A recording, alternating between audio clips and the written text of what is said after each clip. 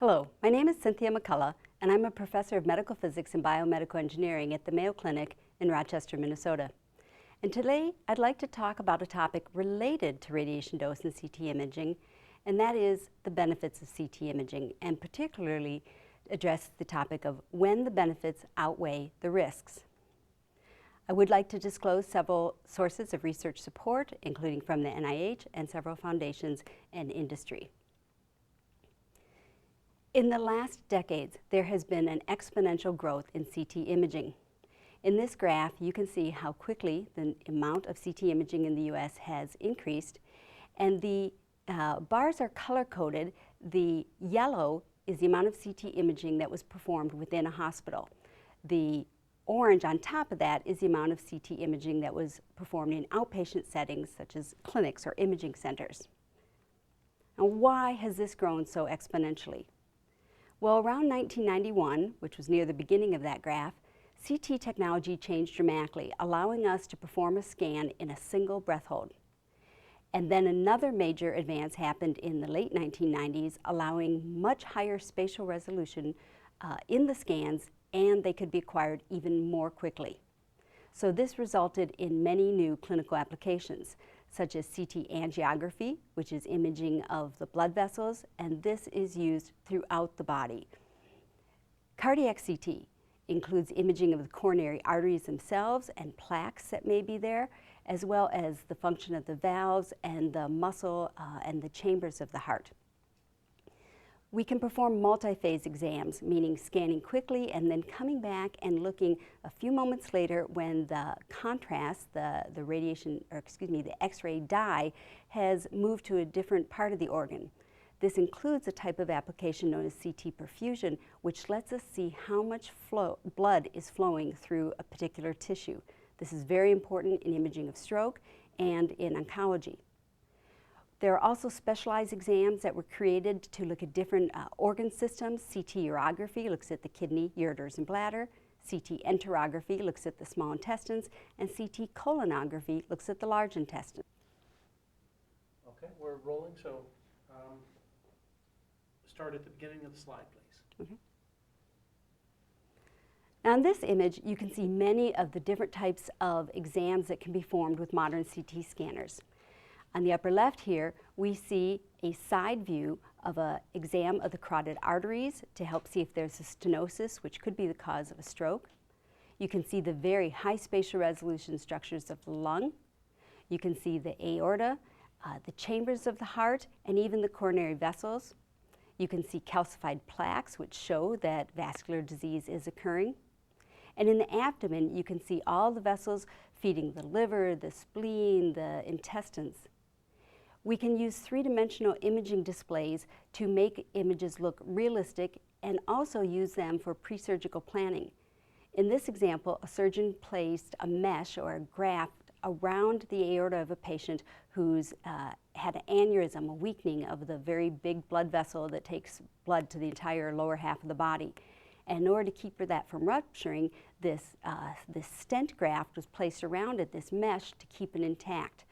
Before the surgeon goes in, we use CT to measure the length of the weak spot in the vessel, how large it needs to be, so everything is prepared when the surgeon goes in. We also use it for planning, especially for kidney donors, liver donors. In this case, the donor needs to be evaluated to make sure they're a good candidate. This patient actually had 2 ureters, which led the transplant doctor to know that that was not a good kidney to take, and instead to go to the one with the normal anatomy. And so we can see throughout the whole part of the whole body all these different parts of blood vessels. We can see inside the colon, down here to the ureters and bladders, and even the blood vessels all the way down to the tip of the toes. So, in answering why such exponential growth, basically because CT is non-invasive, catheters don't have to be placed inside of the body. It's readily available. You can find CT at any hospital, pretty much anywhere in the U.S. It's a very fast exam, very comfortable for patients. It rarely requires sedation, even for tiny children. and it provides a definitive diagnosis or can accurately guide the treatment for a very large number of symptoms and conditions. Well, how do we actually quantify the benefit of CT? How would you put a number to it? Well, you can do prospective, blinded, randomized trials, and that's the gold standard. But this is really only available for things that are new applications such as CT colonography or imaging of the coronary arteries in order to prove to the medical community and the insurance companies who pay for the procedures that they actually are effective. But it's not feasible or even ethical to go back in time and look at many well-established uses. For instance, we can't withhold CT in a patient coming into the emergency room with trauma just to make sure that CT in fact added value to their medical care. So we can't always do a prospective trial, meaning looking ahead in time. Sometimes we have to look backwards in time. So those are retrospective trials or observational trials. You could, for example, have a clinician or a surgeon make the diagnosis before they've seen the CT results, and then after the CT information is given them, have the doctor record how often they changed their mind, did the management change, and what was the medical significance of those changes. You could also compare different groups of patients, cohorts we call them, who were cared for using different algorithms. Some, for example, who had an ultrasound first and some who had a CT first. Did any get out of the hospital sooner? Were costs reduced? Was their quality of life improved? Were the diagnoses any more accurate? But in many cases, we need to rely on consensus guidelines from panels of experts. A very important set of guidelines in the imaging community is that from the American College of Radiology, or ACR. It's called Appropriateness criteria, and this is publicly available on the web at this website. Now, the Appropriateness criteria addresses a large number of medical situations. There are over 190 different topics with 900 variants. I'll explain what I mean by variants here shortly. That experts have sat down and said, if I was a physician treating a patient in this scenario, what would my choices for imaging be? What would I use first? What would I use second if the first choice wasn't available? And the results are presented in a table, something like this. At the top is always what the condition is. In this case, blunt abdominal trauma, such as from an auto accident. And then the variant. In this case, the patient is unstable. Now, in the table then, you are given the various imaging type procedures and a rating. A rating of 1, 2, or 3 means that exam is usually inappropriate.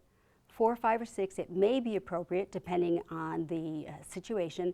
And 7, 8, or 9, it is usually an appropriate exam.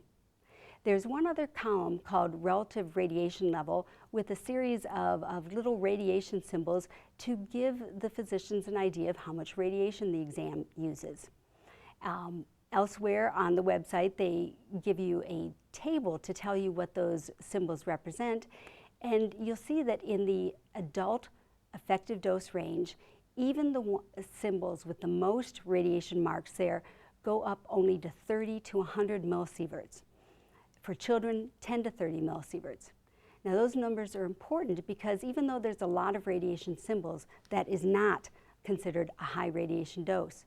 By definition, in the world of radiation biology and radiation epidemiology, where scientists look for the effects of radiation on humans, anything below 100 millisieverts is considered a low dose of radiation. So we are actually dealing with various levels of low dose, lower, and even to negligible. The evidence in the scientific literature that at low doses of radiation there will be harmful effects to humans is not at all compelling. The atomic bomb survivors are actually the largest group of people who've been studied who were exposed to radiation. They've been studied for over 60, 70 years now. And what we have found is that between 100 and 150 millisieverts of a single acute exposure given all at once, the data do not support an increase in risk in cancers later on in life. And for multiple exposures, they're giving over extended periods of time. These are from other medically exposed sets of studies. 200 to 400 millisieverts is about the amount of dose where it becomes clear that there is an increase in cancer risk. So yes, absolutely, radiation is a carcinogen at high doses, but the doses used in medical imaging are low doses. There are reports done to pull together all these scientific studies, and the National Academy of Sciences in the US every few years pulls together a report called The Biological Effects of Ionizing Radiation, where they review the latest literature and try to summarize what the consensus of experts is at that moment in time. And from the report, they state at doses of 100 millisieverts or less, statistical limitations make it difficult to evaluate cancer risk in humans. Basically, the risk, if it's there, is so small that we can't really find it amongst the noise of just the amount of cancers people get from all the other reasons that cancers occur in humans. And at those low doses, there's uncertainty whether there is even a linkage, an association they call it, between radiation dose. But even if there is a linkage, it is not at all clear that the radiation caused the cancer. For example, in medical studies, patients who get more imaging may get more cancers later in life because of the sickness that they had. They had some sort of genetic repair problem, so they actually were already predisposed, and maybe the symptoms of their cancer were what brought them in to be imaged. So it's not clear that radiation causes cancer at these low doses. Because of this, several organizations in the US, the Health Physics Society, are the group of experts dealing with radiation protection, and they say at below 50 to 100 millisieverts, the health effects are either too small to be observed or they don't exist. And below 100 millisieverts, it just doesn't make any sense to make an estimate of risk, a quantitative number, because the data there are so poor. We know what we can say at higher doses where the risk starts to show above the noise, but we're really in the background noise level here. Another group in the US, the American Association of Physicists in Medicine, went further on that statement. They said that predicting hypothetical cancer incidence and death in patient populations that were exposed to low doses of radiation is a very speculative thing to do, and it should be discouraged. One of the reasons we want to discourage them is because these predictions have shown to be harmful.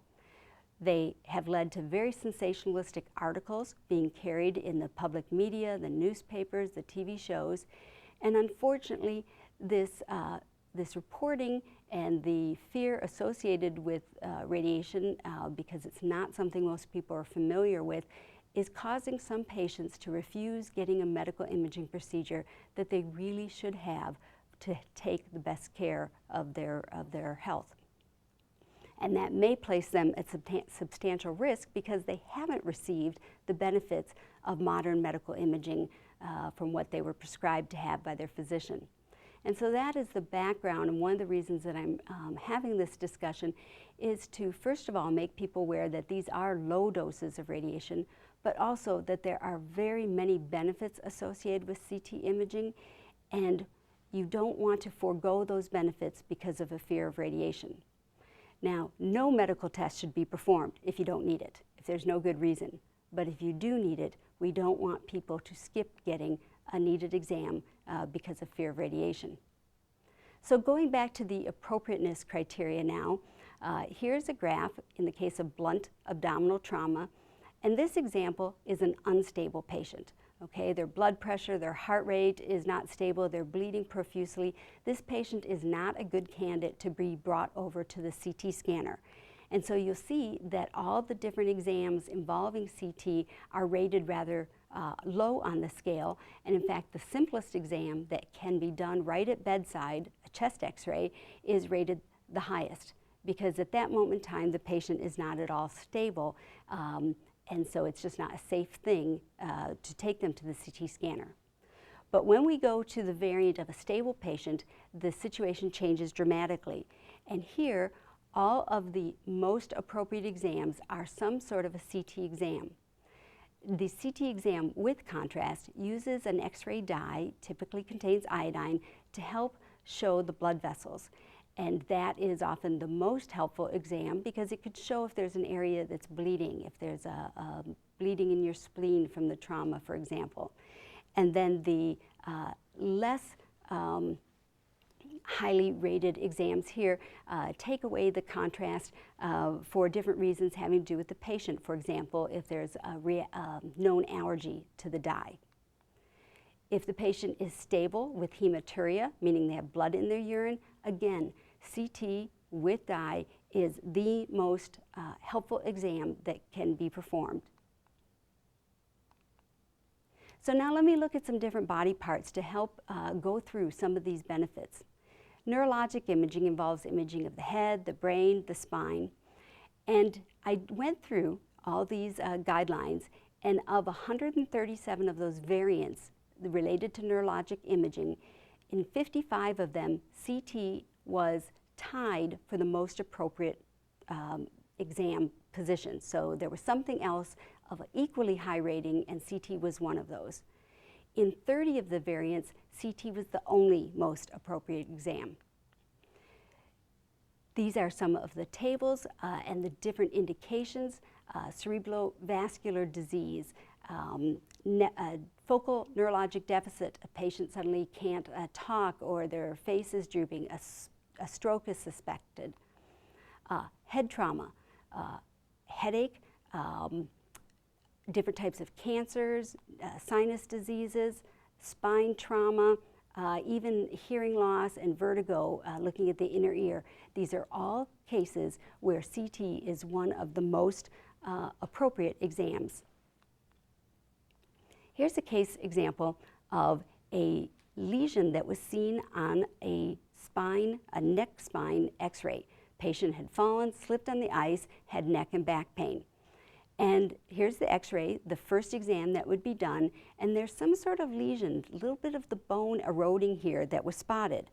So the patient was sent to MR to look carefully at this, and you can see a small little uneven spot, a little compression there where the spinal cord and the surrounding area doesn't look uniform. But when they looked more closely, they could see something that the white here with the arrow pointing to it is actually something with blood flowing in it. In this MR image, white is blood, but it wasn't specific. It didn't give the physicians the answer. So CT was performed.